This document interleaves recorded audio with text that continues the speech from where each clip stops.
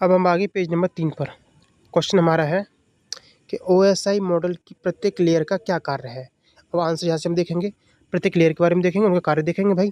पहली हमारी physical layer, दूसरी थी data link layer, network layer, transport layer, session layer, presentation और एप्लीकेशन लेयर। 7 लेयर के हम कार्य देखेंगे। अब कार्य पूछे ना इसने, तो देखो भाई, पहला है फिजिकल लेयर। इसका कार्य क्या है, ठीक है। ये फिजिकल लेयर होती है जो डाटा को बिट्स के रूप में ट्रांसफ़र करती है। बिट्स को ट्रांसफ़र करती है, ट्रांसमिट करती है। बिट्स को ट्रांसमिट कौन करता है, फिजिकल लेयर, ठीक है। डाटा लिंक लेयर क्या करती है भाई, ये त्रुटि का पता लगाती है, एरर को डिटेक्ट करती है और फ्रेम सिंक्रोनाइजेशन करती है, 2 काम करती है, ठीक है। तीसरा है हमारा नेटवर्क लेयर। ये क्या करती है, ये राउटिंग करती है, राउटिंग और लॉजिकल एड्रेसिंग करती है, 2 काम करती है। ट्रांसपोर्ट लेयर क्या करती है, ये एंड टू एंड कम्युनिकेशन करती है और त्रुटि रिकवरी करती है, एरर को रिकवर करती है, ठीक है। सेशन लेयर क्या करती है, सेशन माने का सत्र होता है, तो सत्र की स्थापना करना, उसका मैनेजमेंट करना और उसको एंड समाप्त करना। स्थापना, प्रबंधन, समाप्ति ये करता है सेशन लेयर।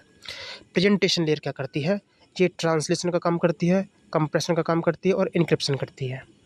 किसी भी चीज़ को, डाटा को ट्रांसलेशन करना, कंप्रेस करना और इनक्रिप्शन करना, ये काम प्रेजेंटेशन लेयर करती है।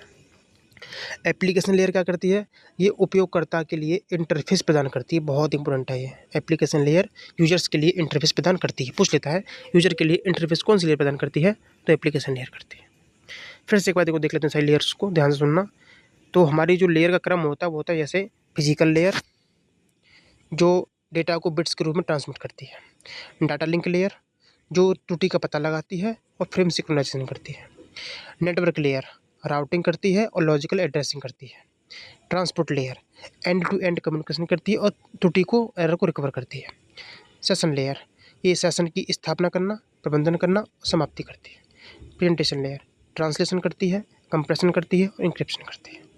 एप्लीकेशन लेयर, उपयोगकर्ता के लिए इंटरफेस प्रदान करती है। सारी लेयर खत्म हो गई, आगे देखते हैं। क्वेश्चन है, नेटवर्क और ट्रांसपोर्ट लेयर में डेटा को क्या कहते हैं, ठीक है। अच्छा क्वेश्चन है।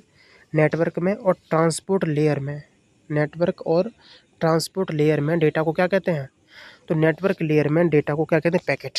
नेटवर्क लेयर में डेटा को पैकेट कहा जाता है और ट्रांसपोर्ट लेयर में सेगमेंट्स कहते हैं। समझ में आया, बहुत अच्छे से समझ में आ रहा होगा कि नेटवर्क लेयर में तो भाई साहब डेटा को पैकेट कहते हैं और ट्रांसपोर्ट लेयर में क्या कहते हैं, सेगमेंट कहते हैं, ठीक है। और याद रखना, OSI मॉडल को ISO ने विकसित किया था। OSI को ISO ने विकसित किया था। अब यहाँ से देखेंगे कंप्यूटर के मौलिक सिद्धांत, मूल सिद्धांत, प्रिंसिपल ऑफ कंप्यूटर।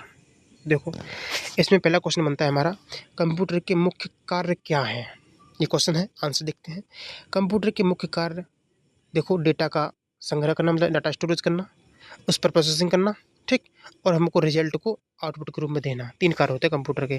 क्या होते हैं, डेटा को स्टोर करना, उस पर प्रोसेसिंग करना और परिणाम देना आउटपुट के रूप में। नेक्स्ट क्वेश्चन बनता है हमारा, कंप्यूटर शब्द की उत्पत्ति कहाँ से हुई है और इसका हिंदी नाम क्या है। तो देखना ध्यान से, कंप्यूटर शब्द की जो उत्पत्ति हुई है ना भाई, वो लैटिन भाषा के शब्द कंप्यूट से हुई है। किससे, कंप्यूट से, लैटिन भाषा का शब्द, इसका अर्थ है गणना करना। और इसका हिंदी नाम क्या है कंप्यूटर का, संगणक। सपोज एक लाइन में कवर हो गया, ध्यान सुनना। कंप्यूटर शब्द की उत्पत्ति लैटिन भाषा के शब्द कंप्यूट से हुई है, जिसका इस कंप्यूट का अर्थ होता है गणना करना और इस कंप्यूटर का अर्थ होता है हिंदी में संगणक।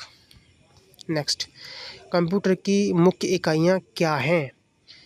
तो कंप्यूटर की मुख्य इकाइयाँ कौन सी हैं भाई, देखो, मुख्य की बात कर रहा है तो CPU हो गया, इनपुट, आउटपुट, ये तो है कंप्यूटर की मुख्य इकाइयाँ। 3 होती हैं, CPU, input unit, output unit. इसमें एक पॉइंट दे रखा है, हार्डवेयर कंप्यूटर के भौतिक उपकरण होते हैं, ठीक है ना। हार्डवेयर क्या है, एक फिजिकल उपकरण होता है कंप्यूटर का। अब यहाँ से नया टॉपिक स्टार्ट होता है, CPU और मेमोरी के बारे में देख लेते हैं। अब यहाँ से देखो, CPU का पूरा नाम क्या है और इसके मुख्य भाग कौन से हैं। देखो आंसर, CPU का पूरा नाम होता है सेंट्रल प्रोसेसिंग यूनिट, इसे माइक्रो प्रोसेसर भी कहते हैं।